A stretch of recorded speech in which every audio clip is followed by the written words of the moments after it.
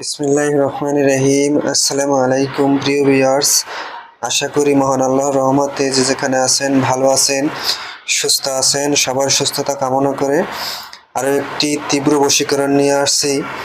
24 ঘন্টার মধ্যে কুফরি বশীকরণ।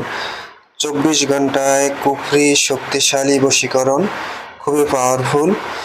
আর এই আদি ও আসল ল্যাংটা লজ্জাতুন্নেসা কিতাবের এই কুফরি বশীকরণ খুবই পাওয়ারফুল একটি বশীকরণ। আশা করি সবার কাছে অনুরোধ থাকবে ভিডিও শুরু থেকে শেষ পর্যন্ত দেখবেন।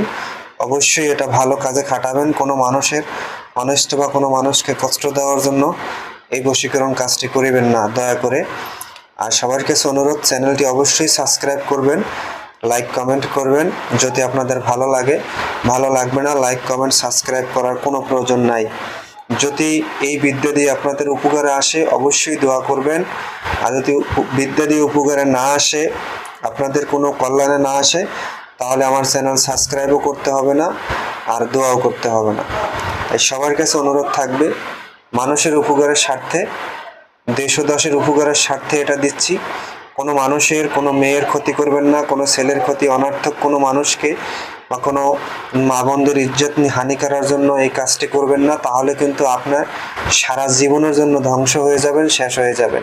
যদি আপনি বিপদগ্রস্ত হন কাজ করতে গিয়ে, তখন আমি আমার চ্যানেল কিন্তু কখনো আইনি কোনো ঝামেলা আপনি ফেলতে পারবেন না, বলতে পারবেন না।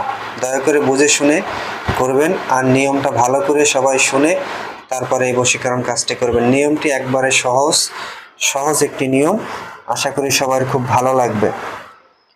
আজকের এই বশীকরণটা হলো 24 ঘন্টায় কুফরি শক্তিশালী বশীকরণ।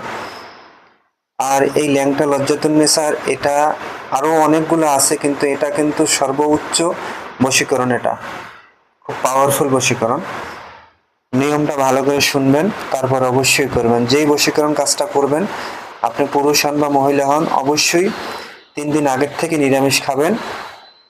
আর অবশ্যই সকল খারাপ কাজ থেকে বিরত থাকবেন। না হলে কিন্তু কোনো কাজেই ফায়দা আসবে না যদি আপনি সলিড না থাকেন। এটা কিন্তু বুঝতে হবে। নিয়মটা শুনেন। শুক্রবার দিন দোকান খোলার সঙ্গে সঙ্গে বাজারে যাইয়া দামাদামি না করে চিনি ক্রয় করতে হবে। তারপর ভোজপাতা, বজ্রপাতা সংগ্রহ করবেন। ভোজপাতা, জাফরান, কালি দ্বারা, ডালিম গাছের ঠাল দ্বারা এই নকশাটা অঙ্কন করবে। নকশাটা অঙ্কন করে এই যে ছোট মন্ত্রটা দেখতেছেন, এই ছোট মন্ত্রটা 7 বার পরে